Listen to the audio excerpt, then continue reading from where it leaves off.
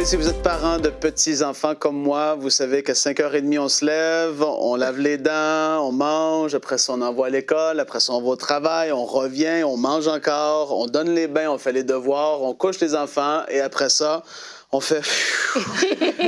Si vous êtes d'accord avec moi, dites... Oh!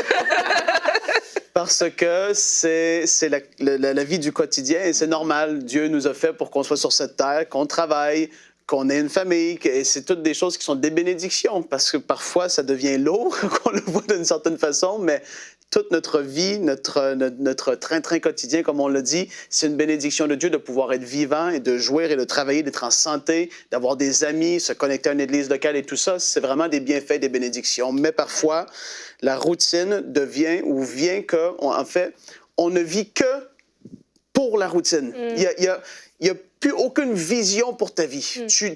En fait, le psaume 139, quand ça dit « Quand je n'étais qu'une masse informe et vide, tu me voyais, et sur ton livre étaient tous inscrits les jours qui m'étaient destinés avant qu'aucun d'eux n'existât. » Et si je te pose la question, est-ce que tu crois être, après réaliser la destinée que Dieu avait préparée pour toi?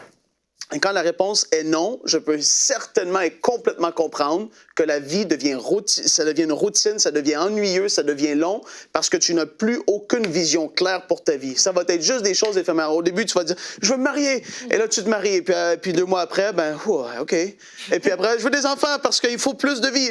T'en as 1, 2, 3, des fois 4, 5, 6, et puis là, c'est « Et là, après ça, tu as hâte qu'ils grandissent pour revenir toute seule avec ton couple. » Et en fait, tu fais juste courir après des choses qui s'envolent dans les airs comme ça. Mais quand tu as une vision claire pour ta vie, tu sais que Dieu m'appelle à le servir dans tel domaine de ma vie. Quand tu vas avoir ta routine, parce que tu es appelé à vivre, à subvenir aux besoins de ta famille, si tu es un homme, une femme aussi, tu es appelé à faire de l'argent parce que tu dois avoir de l'argent pour vivre et toutes ces choses, mais quand tu vas revenir chez toi à la maison le soir, tu vas voir les choses différemment. Tu vas dire, mais Seigneur, tu vas te mettre à prier pour les choses qui sont devant toi, pour la vision que tu as pour ta vie, ta famille, l'entreprise que peut-être tu as, pour l'église locale dans laquelle tu es, pour le ministère qui veut te confier. Ta vie va prendre un autre sens complètement parce que tu vas avoir une destinée. Tu vas penser, réfléchir, beaucoup plus axé avec ta destinée, malgré que le train-train de ta vie quotidienne en fait partie. Mais moi, je suis là tous les matins, je vous le dis, qu'est-ce que je vous ai cité tout à l'heure, je le fais tous les jours, quasiment 7 jours semaine. C'est comme ça chez moi, on se lève tôt, il y a des... Je sais c'est quoi avoir une routine.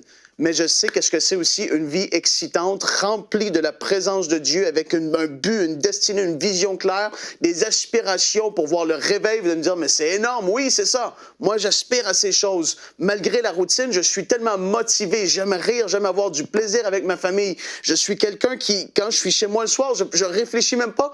Est-ce que j'écoute une série du monde ou la télévision ou tel truc pour me divertir? Non, parce que j'ai une vision claire. Je vais descendre dans mon sous-sol, prier, lire ma parole, m'édifier.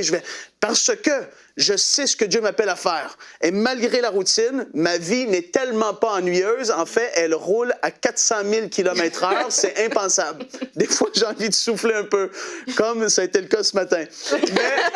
Mais ça fait partie d'une vie excitante, remplie c'est ça, de défis, de challenges. Les challenges vont être là. Tu vas être motivé à les relever. Et toutes ces choses, ça en fait partie. Fait qu'arrête d'être dans une vie ennuyeuse. Hallelujah! Aie une destinée et une vision, un but clair pour ta vie. Si tu sais plus c'est quoi le but pour ta vie, replonge-toi dans la prière et Seigneur, où est-ce que tu m'appelles à être?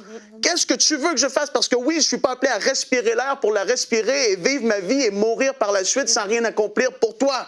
Les cimetières sont remplis de personnes comme ça. Mais aujourd'hui, prends la décision. Hey, bro, c'est les baya. Alléluia.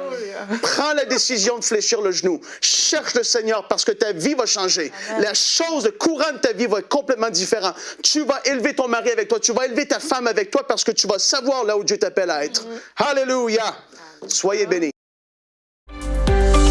Retrouvez la suite de ce programme dans l'émission Bonjour chez vous sur ENCI TV.